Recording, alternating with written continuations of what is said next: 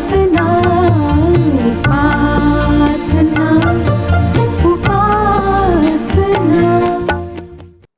सर्व सृष्टीचा निर्माणकर्ता परमेश्वर याच्या नावाला मान, महिमा आणि गौरव सदा सर्व काळ असो. उपासना कार्यक्रमामध्ये आपले हार्दिक स्वागत. प्रियांनो, असे म्हटले जाते की मनुष्य आणि देव यांच्यामध्ये पापाची एक मोठी दरी आहे. मनुष्य आपल्यातील पापामुळे देवाचे आशीर्वाद गमावून बसतो. पण काय हे पाप दूर होऊ शकते? काय पापाची ही दरी बुजवली जाऊ शकते? देवाला अनुसरायचे असेल तर त्याला काय आवडते, त्याला काय आवडत नाही, तो कसा बोलतो आणि वागतो, त्याची वैशिष्ट्ये आणि सवयी हे सर्व आम्हाला माहीत असायला हवे. आणि ते केवळ देवाच्या वचनांच्या द्वारे शक्य होऊ शकते. आजच्या अध्ययनात आपण दाविदाच्या आयुष्यातील काही अनपेक्षित गोष्टी पाहणार आहोत.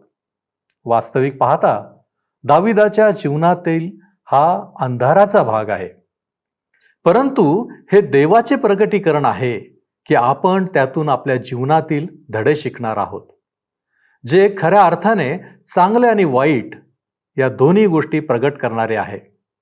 तर मग चला प्रियांनो, आपण आपल्या अध्ययनाची सुरुवात करूया. श्रोत्यांनो, ह्या दिवसांमध्ये आम्ही शमूएलाचे दुसरे पुस्तक ह्याचं अध्ययन करीत आहोत. हे पुस्तक जुन्या करारातील पुस्तक आहे. आज आम्ही 10व्या अध्यायाच्या 4 पासून पुढच्या वचनांवर विचार करणार आहोत आणि त्यानंतर 11व्या अध्याय पाहणार आहोत. 10व्या अध्यायात मी आपणाला सांगितले होते की दाविदाचे अम्मोनी आणि अरामी यांच्याशी कसे युद्ध होते ते आम्ही पाहणार आहोत. श्रोत्यांनो, आम्हाला दिसेल की ह्या लोकांना दाविदावर बिलकुल भरोसा नव्हता. जेव्हा दाविदाने मित्रत्वाची भावना ठेवून त्यांच्याशी संबंध स्थापित करण्याचा प्रयत्न केला, तेव्हा ह्या लोकांनी त्याच्याबद्दल गैरसमज करून घेतला. 4थं वचन आम्हाला सांगतं, 10वा अध्याय 4थं वचन, तेव्हा हानुनाने दाविदाच्या सेवकास पकडिले व त्यांची अर्धी अर्धी दाढी काढून व त्यांची वस्त्रे मधोमध कुल्ल्यापर्यंत कापून टाकून त्यास लावून दिले. माझ्या प्रिय श्रोत्यांनो, हा एक अपमान होता.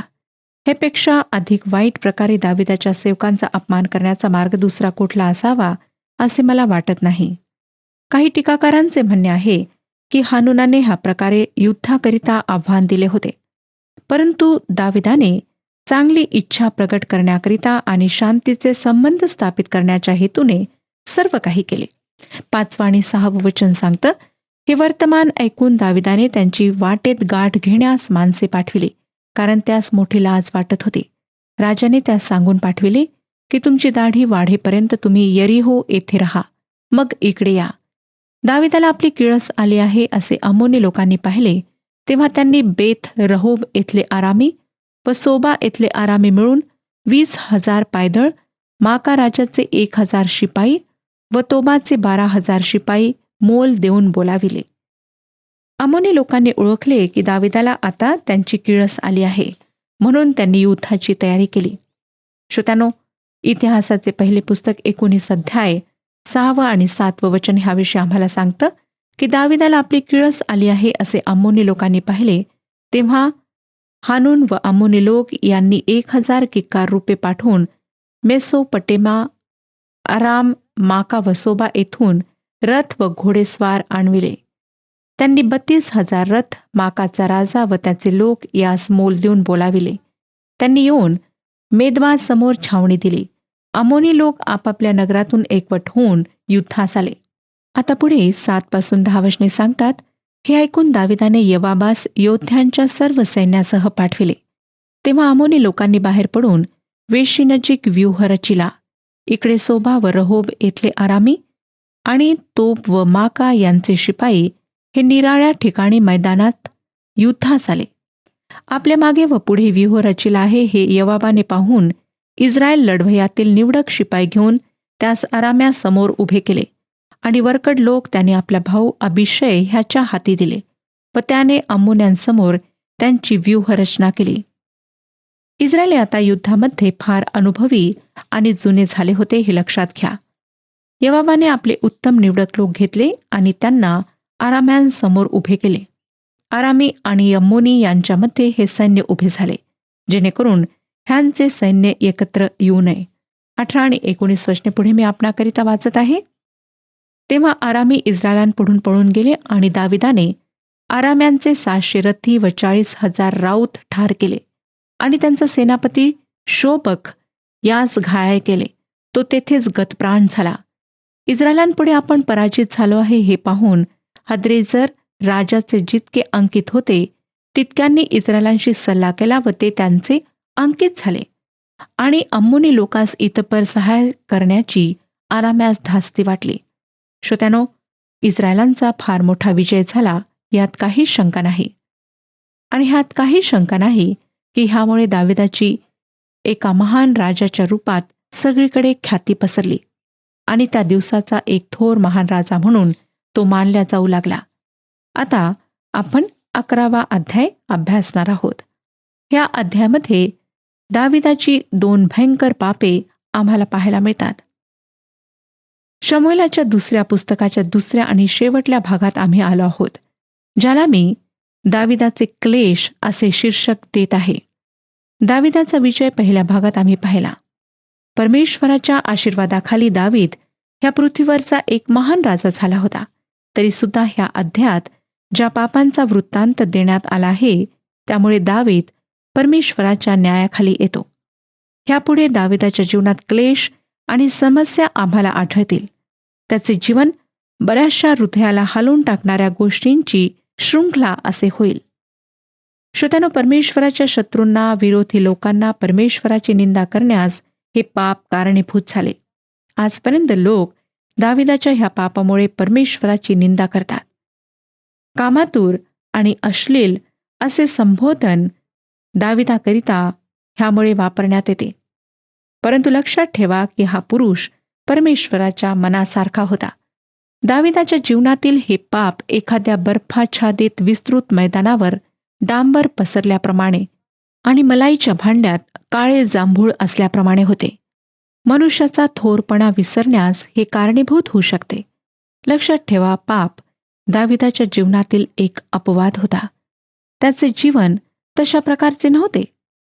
परमेश्वराचे पवित्र वचन दाविदाच्या पापाला लपवित नाही श्रोत्यानो, किंवा त्याच्या जीवनातील काळ्या भागावर पांढरी सफेदी लावित नाही. परमेश्वर हे म्हणत नाही की ते पाप नाही. परमेश्वर त्याने केलेल्या कृत्यांना पाप म्हणूनच संबोधणार आहे आणि दाविदाला त्याकरिता शिक्षा, ताडण आणि दंड तो देणार आहे. पहिलं वचन आम्हाला सांगतं, 11वा अध्याय पहिलं वचन, राजे लोक युद्धाच्या मोहिमेस जातात त्या समय म्हणजे वर्षारंभी दाविदाने यवामास व त्याच्याबरोबर त्याचे नौकर चाकर व सर्व इस्रायल लोक यास पाठविले. त्यांनी अमोन्यांचा संहार करून राब्बा नगरास वेढा घातला, पण दावीद येरुशलेमेसच राहिला. ही वेळ होती जेव्हा राजे लोक युद्धाकरिता जात असत. दुसऱ्या शब्दात, त्या काळात राष्ट्रांकरिता हा अगदी स्वतंत्र काळ असे जेव्हा ते एकमेकांशी युद्ध करीत असत, जसे आम्ही पक्षी आणि प्राण्यांसोबत करतो.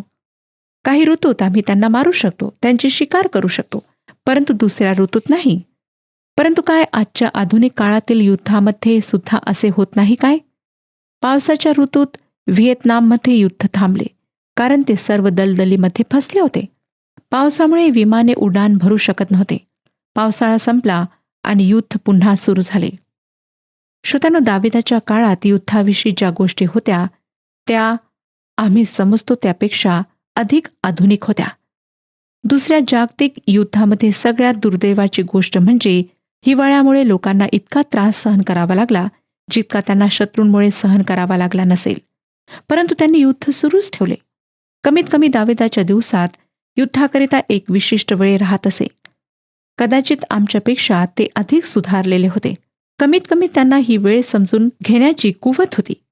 त्यांनी केव्हा शांतीचा काळ उपभोगावा हे समजून घेतले होते. आता दाविदाने यवाब आणि त्याच्याबरोबरच्या सैन्याला अमोनच्या लोकांबरोबर युद्ध करण्यास पाठवले. दावीद त्यांच्यासोबत गेला नाही, त्याऐवजी तो येरुशलेमेतच राहिला. ते त्याच्याकडून अपेक्षित नव्हते. तो का थांबून राहिला ही नवलाची गोष्ट आहे. मला ह्या ठिकाणी फक्त एक सल्ला द्यायचा आहे. माझे मत मांडायचे आहे की महाल बांधल्यानंतर दाविदाला ते ठिकाण फार आरामदायक वाटले. स्मरण करा श्रोत्यानो की अदुल्लामच्या गुहेत त्याने त्याचे तारुण्य घालवले होते त्यापेक्षा ही जागा अगदी वेगळी होती. त्याचा महाल एक ऐशारामाची, विलासाची आणि आरामदायक जागा होती. सियोन पर्वत सुद्धा त्याचा प्रिय होता. त्या स्थानाभोवती राहणे त्याला आवडत असे. श्रोत्यांनो, समृद्धी एक अशी गोष्ट आहे जिने अनेक लोकांना स्वतःच्या पाशात गुरफटले आहे. आमचा सर्वाधिक आरामच आमच्या देशाकरिता एक शाप ठरला आहे. दावीद अद्यापही येरुशलेममध्येच थांबून होता. ही त्याची पहिली एक भयंकर अशी चूक होती. त्याच्या माणसांसोबत त्याने युद्धामध्ये जायला हवे होते. दुसरं वचन सांगतं, 11 अध्याय 2 वचन, संध्याकाळच्या समयी दावीद पलंगावरून उठून राजमंदिराच्या गच्चीवर जाऊन फिरू लागला. तेव्हा एक स्त्री स्नान करीताना त्याने तेथून पाहिली. ती स्त्री दिसावयाला फार सुंदर होती. श्रोत्यांनो, त्या दिवसांमध्ये लोक घराच्या छतावर संध्याकाळच्या वेळी बसत असत. घरासमोर वरांडा किंवा अंगण राहत नसे. आज सुद्धा जुने येरुशलेम जे आहे त्या शहराची फार दाटलेली वस्ती आहे आणि घराचे वरचे छत अशी जागा आहे ज्या ठिकाणी कुटुंबातले सर्व लोक एकत्रित होतात. आपल्या महालाच्या वरच्या छतावर दावीद गेला आणि फेऱ्या मारू लागला. थोडासा उदास दिसत होता. मला वाटतं त्याच्या मनात बऱ्याच समस्यांनी गोंधळ केलेला होता.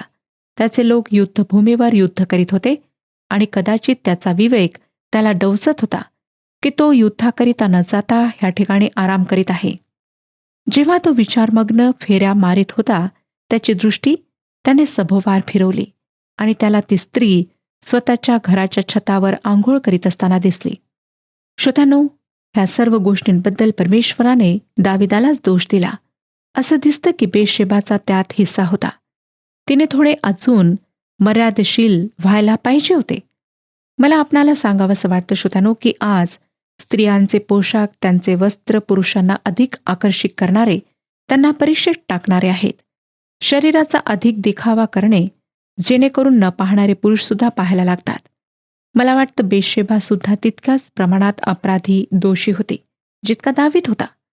अगदी लोकांपुढे येऊन आंघोळ करून ती काय दर्शवित होती. श्रोत्यांनो, ह्या ठिकाणी जेव्हा मी म्हणत आहे की लोकांपुढे, तेव्हा मी असं म्हणत आहे की निश्चितच दावीद तिला स्वतःच्या छतावरून पाहू शकला. मला असं सुद्धा वाटतं की तिला माहीत असावे की दावीद मला पाहू शकेल, म्हणून कदाचित मुद्दामून ती त्या छतावर आंघोळ करीत होती. 3 वचन पहा. मग दाविदाने चाकर पाठवून त्या स्त्रीविषयी विचारपूस केली. तेव्हा कोणी म्हटले की ती अलियमाची कन्या व उरिया हित्ती याची बायको बशेबा आहे ना. उरिया खरे पाहता एक विदेशी होता. 4 वचन, तेव्हा दाविदाने जासूत पाठवून तिला बोलवून आणले व ती दाविदाकडे आली आणि दाविदाने तिच्याशी प्रसंग केला. ती आपल्या अशुद्धतेपासून शुद्ध झाली होती. मग ती आपल्या घरी गेली. श्रोत्यांनो, ही एक अमंगळ गोष्ट आहे आणि तिला फार साध्या आणि सुलभ अशा भाषेत लिहिल्या गेले आहे जेणेकरून आम्ही त्यातला अर्थ गमावू नये.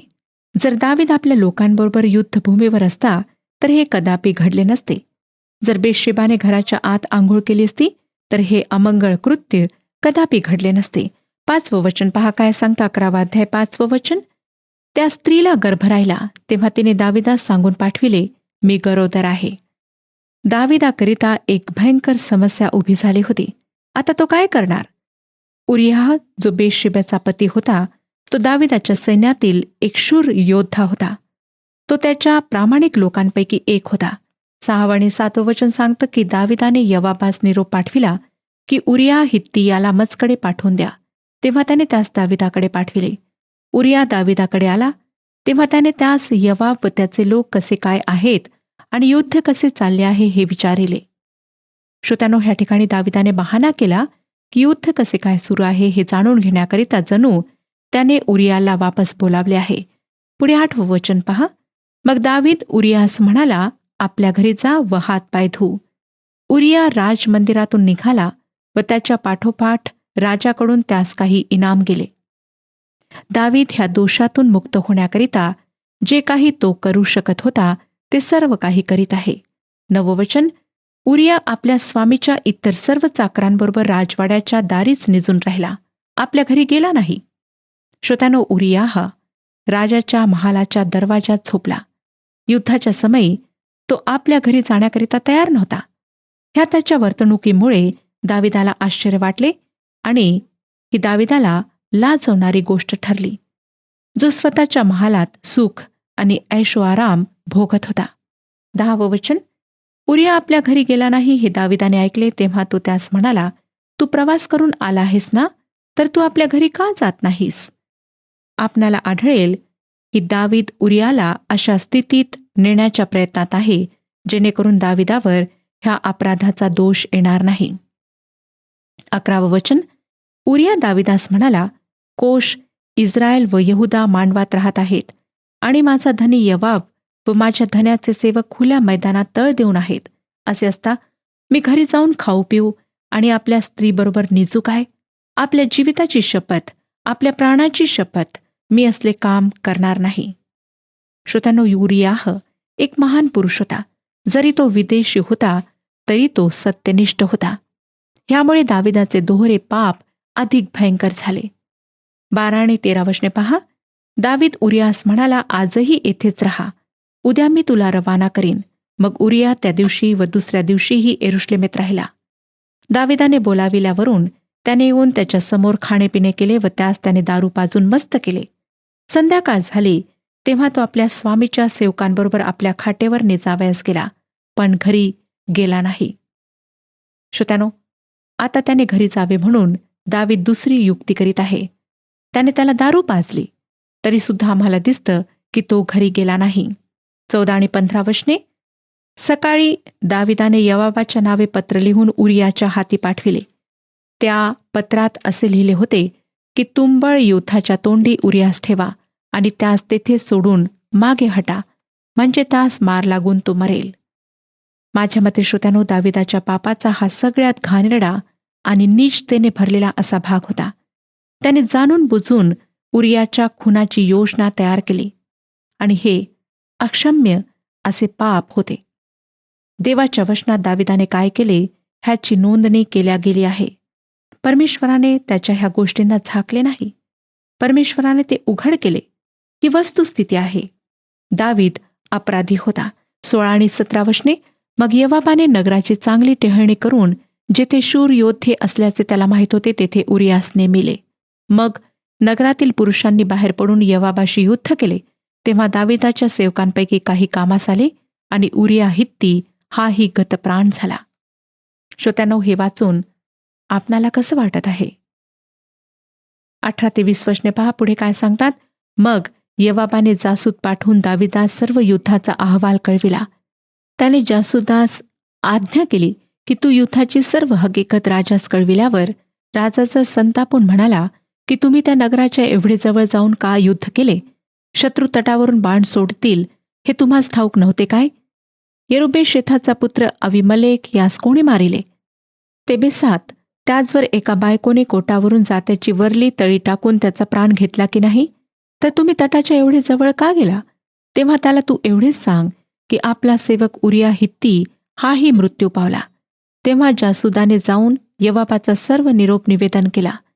जासूद दाविदास म्हणाला, ते लोक आम्हास भारी होऊन मैदानात आम्हावर चालून आले व आम्ही त्यास वेशीपर्यंत हटविले. मग तिरंदाजांनी तटावरून आपल्या सेवकांवर बाण सोडिले.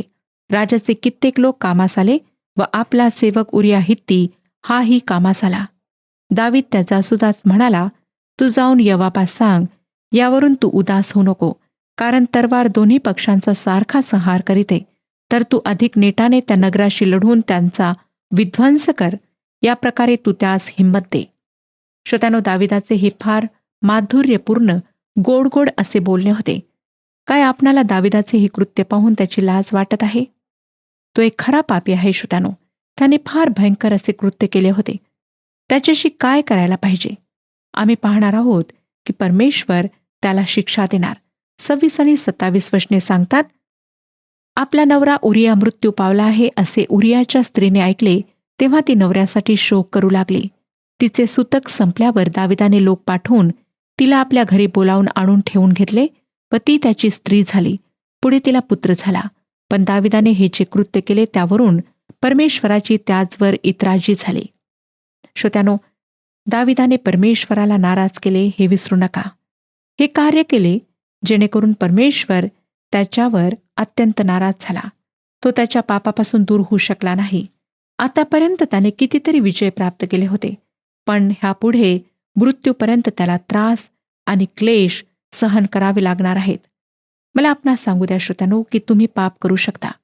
कोणी मला विचारले की काय ख्रिस्ती व्यक्तीने दारू प्यावी? मी म्हटले होय, ख्रिस्ती व्यक्ती दारू पिऊ शकते. त्या व्यक्तीला धक्का बसला, परंतु नंतर त्या व्यक्तीने विचारले की काय तो त्या प्रकारे जीवन व्यतीत करू शकतो? श्रोत्यानो, तेथेच खरा प्रश्न उद्भवतो. जगातले लोक पाप करून सुद्धा त्यातच रममान होऊ शकतात, त्यातच राहू शकतात, परंतु परमेश्वराचे लोक नाहीत. परमेश्वर सैतानाच्या लेकरांना दंड देत नाही, परंतु स्वतःच्या लेकरांना दंड देतो. लक्षात ठेवा श्रोत्यानो, दावीद 50 वर्षाचा होता आणि त्यावेळी त्याच्या अनेक बायका होत्या, उपपत्नी होत्या. इतके मोठे मोठे त्याला पुत्र होते जे तरुण वयात आले होते. लोकांचं रक्षण करणे हे त्याचे कार्य होते, परंतु त्याने बथशेबाच्या पतीला युद्धात अगदी समोर ठेवून मारून टाकण्याची आज्ञा दिली. उरिया स्वतःच्या राज्याला विजय मिळवून देण्याकरिता जीवापलीकडे प्रयत्न करीत होता. तो सत्यनिष्ठ होता. दावीद जो परमेश्वराच्या मनासारखा होता, त्याला स्वतःच्या मनावर नियंत्रण ठेवणे फार कठीण झाले. आज आम्ही सुद्धा ह्यापासून दूर नाही. अनेकदा श्रोत्यानो, आम्हाला माहीत असतं की हे जे आम्ही करीत आहोत ते पाप आहे, परंतु आम्ही स्वतःवर नियंत्रण ठेवू शकत नाही. आम्ही पापामध्ये फसतो आणि परमेश्वरापासून दूर जातो. आज स्वतःच्या जीवनाचं परीक्षण करूया आणि पाहूया की काय अशा प्रकारे आम्ही परमेश्वरापासून दूर गेलेलो तो नाही. आम्हाला जवळ येण्याची आवश्यकता आहे, पश्चाताप करण्याची आवश्यकता आहे. परमेश्वर ह्या विषयात आपले मार्गदर्शन करो आणि आपणाला आशीर्वाद देऊ. प्रियानो, देवाच्या दृष्टीतून पाप हे पापच आहे. दावीद हा देवाच्या स्वतःच्या हृदयाचा माणूस आहे असे म्हटले जाते.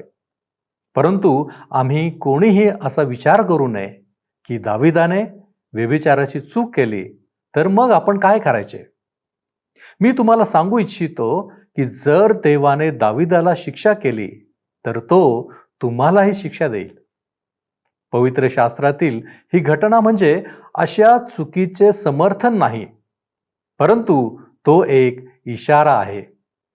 बायबलमध्ये असे म्हटले आहे की अपराधी जनांची मुळीच गय न करणारा असा आहे. तो वडिलांच्या अन्यायाबद्दल पुत्रांच्या 3ऱ्या व 4थ्या पिढीपर्यंतही समाचार घेतो. तुमच्यामुळे तुमच्या पिढीला देवाने शिक्षा करावी असे तुम्हाला वाटते का? हे आपल्यापैकी कोणालाच आवडणार नाही. परंतु तरीही आपल्यामध्ये अनेक गुप्त पापे आहेत ज्यांची आपल्याला माहिती नसते. आज आपल्याला त्या सर्व पापांसाठी पश्चाताप करण्याची गरज आहे. चला आपण सर्व समर्थ देवाच्या चरणांपाशी जाऊ. आपण प्रार्थना करू. प्रभूजी, आम्ही तुझी लेकरं या नात्याने तुझ्या चरणांपाशी आलेलो आहोत. होय परमेश्वरा, तू आमचं निर्माण करता आहेस आणि म्हणूनच प्रभूजी आम्ही तुझ्याप्रमाणे बनण्याचा आम्ही प्रयत्न करावा. परंतु बापा, आमच्यामध्ये असलेलं पाप आणि आमच्या दैनंदिन जीवनामध्ये आमच्या हातून होत असलेल्या चुका, अपराध, यामुळे आम्ही तुझ्यापासून दूर जाणारे आहोत. परंतु बापा, आज जे वचन तू आमच्या समोर ठेवलंस त्याच्याद्वारे बापा आम्हाला समजलेलं आहे की आम्ही पापापासून दूर राहणं गरजेचं आहे. होय प्रभूजी, कारण आमच्या प्रत्येक पापासाठी आम्हाला शिक्षा आहे. परंतु बापा, तू आमच्यावरती दया आणि कृपा करणारा देव आहेस आणि म्हणूनच बापा ही तुझी कृपा आम्हाला प्राप्त व्हावी यासाठी आम्ही तुझ्या चरणांपाशी येतो. तू आमचा स्वीकार कर आणि आमच्यामधील सर्व पापमय गोष्टी तू काढून टाक अशी आमची आग्रहाची कळकळीची विनंती आहे. तू प्रार्थना ऐकतोस याबद्दल आम्ही तुझे आभारी आहोत. येशू ख्रिस्त आमचा प्रभू याच्या द्वारे मागतो म्हणून तू ऐक. आमेन. आत्म्याने दीन व्हा आणि स्वर्ग राज्याचे वाटेकरी व्हा. प्रभू आपणास सहाय्य करो.